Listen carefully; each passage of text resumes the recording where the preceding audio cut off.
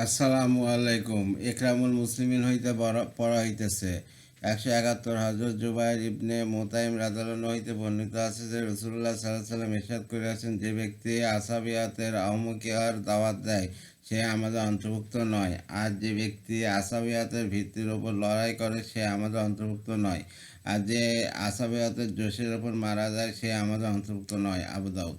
172। হজরত ফুসাইল রহমতুল্লাহ বলেন, আমি আমার পিতাকে এই বলিতে শুনিয়াছি যে তিনি রসুল্লাহ সাল্লাহ সাল্লামকে জিজ্ঞাসা করিয়াছেন, আপন কমকে মহব্বত করাও কি আসাবিয়াতের অন্তর্ভুক্ত? রসুল্লাহ সাল্লাহ সাল্লাম ইরশাদ করিলেন, আপন কমকে মহব্বত করা আসাবিয়াত নয়, বরং আসাবিয়াত এই যে কমের অন্যায়ের ওপর থাকা সত্ত্বেও মানুষ নিজের কমকে সাহায্য করে। মুসনাদে আহমদ। 173। হজরত আবদুল্লাহ ইবনে আমর রাদিয়াল্লাহু হইতে বর্ণিত আছে যে রাসূলুল্লাহ সাল্লাল্লাহু আলাইহি সাল্লামকে জিজ্ঞাসা করা হইল, মানুষের মধ্যে সর্বশ্রেষ্ঠ কে? তিনি ইরশাদ করলেন, প্রত্যেক ওই ব্যক্তি যে দিলের দিক দিয়া মাকমুম এবং জওয়ানের দিক দিয়া সত্যবাদী হয়। সাহাবা কেরাম রাদিয়াল্লাহু আনহুম আরজ করিলেন, জওয়ানের দিক দিয়া সত্যবাদী উহা তো আমরা বুঝিতেছি, কিন্তু দিলের দিক দিয়া মাকমুম দ্বারা কি উদ্দেশ্য? ইরশাদ করিলেন, দিলের দিক দিয়ে মাকমুম ওই ব্যক্তি যে পরেশগার, যাহার দিল পরিষ্কার, যাহার উপর না গুনাহের বোঝা আছে না জুলুমের বোঝা আছে, না তাহার দিলের মধ্যে কারোর প্রতি হিংসা বা বিদ্বেষ আছে। ইবনে মাজাহ। ফায়দা: যাহার দিল পরিষ্কার হয় দ্বারা উদ্দেশ্য ওই ব্যক্তি যাহার দিল আল্লাহ ছাড়া অন্য কোনো কিছুর পরিকল্পনা ও এতটুকু চিন্তা ফিকির হইতে পবিত্র হয়। মাজায় হক।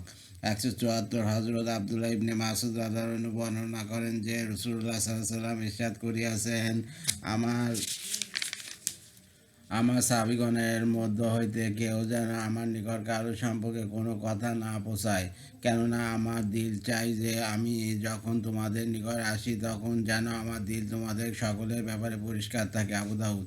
175। হজরত আনাস ইবনে মালিক রাদিয়াল্লাহু বলেন, আমরা রাসূলুল্লাহ সাল্লাল্লাহু আলাইহি ওয়াসাল্লাম সঙ্গে বসিয়াছিলাম। তিনি ইরশাদ করিলেন, এখনই তোমাদের নিকট একজন বেহেশতি লোক আসিবে। এমন সময় একজন আনসারী আসিলেন, যার দাড়ি হইতে ওজুর পানির ফোঁটা টপকাইয়া পড়িতেছিল, এবং তিনি জুতা বা আমাতে লইয়া রাখিয়াছিলেন। দ্বিতীয় দিনও রাসূলুল্লাহ সাল্লাল্লাহু আলাইহি ওয়াসাল্লাম ওই কথাই বলিলেন, এবং সেই আনসারী ওই অবস্থায় আসিলেন যে অবস্থায় প্রথমবার আসিয়াছিলেন।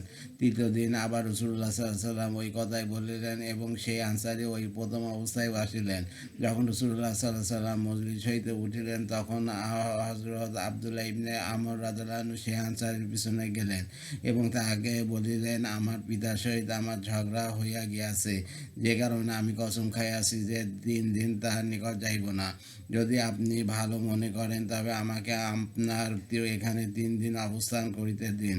তিনি বললেন, বেশ ভালো। হযরত আনাস রাদিয়াল্লাহু আনহু বলেন, হযরত আব্দুল্লাহ রাদিয়াল্লাহু আনহু বর্ণনা করিতেন যে আমি তাহার নিকট 3 রাত্র অতিবাহিত করিয়াছি। আমি তাকে রাত্রে কোনো ইবাদত করিতে দেখি নাই, তবে যখন রাত্রে তার চোখ খুলিয়া যাইত এবং বিছানার উপর পার্শ্বে বদলাইতেন তখন আল্লাহ তাআলা জিকির করিতেন এবং আল্লাহু আকবার বলিতেন।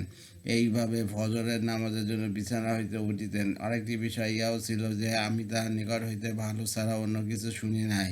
যখন 3 রাত অতিবাহিত হইয়া গেল এবং আমি তাহার আমলকে মামুলি মনে করিতে লাগিলাম, এবং আমি আশ্চর্য বোধ করিতেছিলাম যে রাসূলুল্লাহ সাল্লাল্লাহু আলাইহি ওয়াসাল্লাম তাহার জন্য এত বড় সুসংবাদ দিয়াছেন, অথচ তাহার কোনো খাস আমল তো নাই। তখন আমি তাহাকে বলিলাম, হে আল্লাহর বান্দা, আমার এবং আমার পিতার মধ্যে না কোনো অসন্তুষ্টি হইয়াছে, না কোনো বিচ্ছেদ হইয়াছে, তবে ঘটনা এই যে আমি রাসূলুল্লাহ সাল্লাল্লাহু আলাইহি ওয়াসাল্লামকে আপনার সম্পর্কে 3 বার এই ইরশাদ করিতে শুনিয়াছি, এখনই তোমাদের নিকট একজন বেহেশতি লোক আসিবে, অথবা 3 বারই আপনি আসিয়াছেন। তখন আমি ইচ্ছা করিলাম যে আমি আপনার এখানে থাকিয়া আপনার বিশেষ আমল দেখিব, যাহাতে ওই আমলগুলির ব্যাপারে আপনার পদাঙ্ক অনুসরণ করিয়া চলিব। আমি আপনাকে বেশি আমল করিতে দেখি নাই।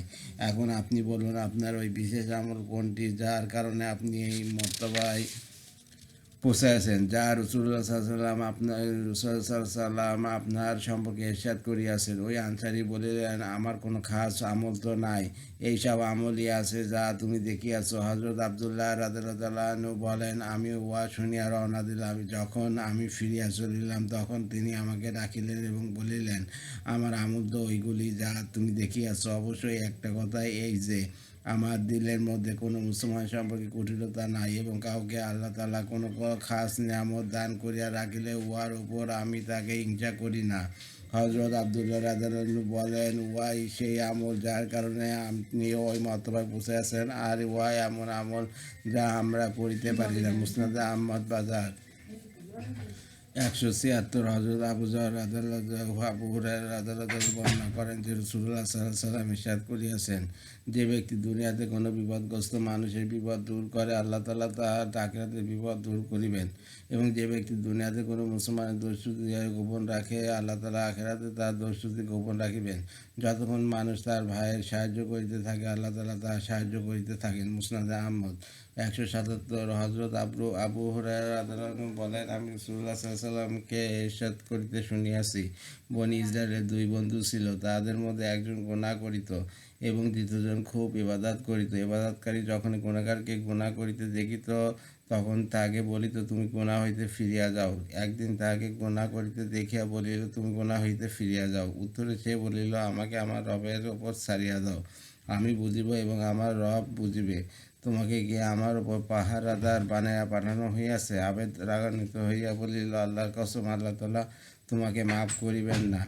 অথবা উহা বলিয়াছে যে আল্লাহ তাআলা তোমাকে জান্নাতে দাখিল করিবেন না।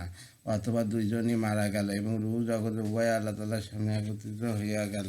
আল্লাহ তাআলা আবেদকে জিজ্ঞাসা করিলেন, তুমি কি আমার সম্পর্কে জানিতে এবং যে আমি মাফ করিব না? অথবা মাফ করার বিষয়টি যা আমার ক্ষমতায় রহিয়াছে, উহার উপর কি তোমার ক্ষমতা ছিল যে তুমি মাফ করা হইতে আমাকে ফিরে রাখিবে? আর গুনাহগার লোকটিকে বলিলেন, আমার রহমত জান্নাতে চলিয়া যাও, কেননা সে রহমতের আশাবাদী ছিল। আর দ্বিতীয় ব্যক্তি অর্থাৎ আবেদ সম্পর্কে ফেরেশতাগণকে বলিলেন, তাহাকে জাহান্নামে লইয়া যাও। আবু দাউদ। ফায়দা: উক্ত হাদিসের উদ্দেশ্য এই নয় যে গুনাহের ওপর সাহস করা হইবে, কেননা এই গুনাহগার লোকটির ক্ষমা আল্লাহ তাআলার মেহেরবানিতে হইয়াছে। উহা জরুরি নয় যে প্রত্যেক গুনাহগারের সহিত একই আচরণ করা হইবে, কেননা নিয়ম তো ইহাই যে গুনাহের ওপর শাস্তি হয়।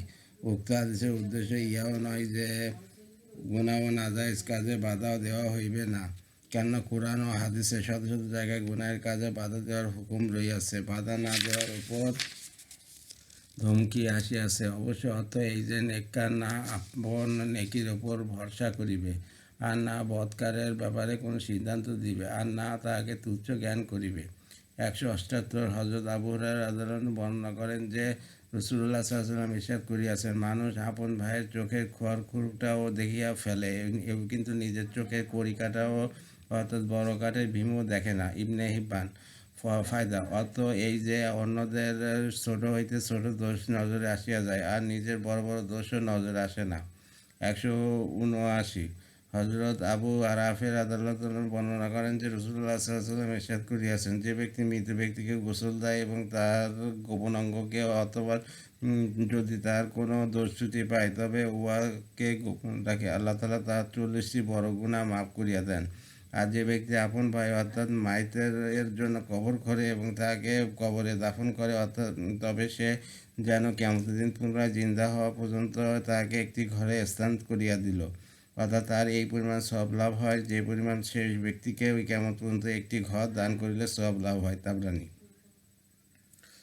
180। হযরত আবু রাফি রাদিয়াল্লাহু তাআলা বর্ণনা করেন যে রাসূলুল্লাহ সাল্লাল্লাহু আলাইহি ওয়াসাল্লাম ইরশাদ করিয়াছেন, যে ব্যক্তি কোনো মৃত ব্যক্তিকে গোসল দেয় এবং তার গোপন অঙ্গ আর দোষ পাইলে গোপন করিয়া রাখে, তবে 40 বার তাকে ক্ষমা করা হয়। আর যে ব্যক্তি মৃত ব্যক্তিকে কাফন দেয়, আল্লাহ তাআলা তাকে জান্নাতের মিহি ও মোটা রেশমের পোশাক পরাইবেন। মুসনাদ হাকিম।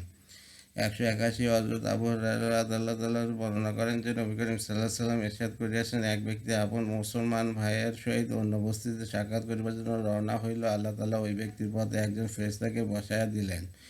যখন সে ওই ফেরেশতার নিকট পৌঁছাইল, তখন ফেরেশতা তাহাকে জিজ্ঞাসা করিল, তোমার কোথায় যাওয়ার ইচ্ছা?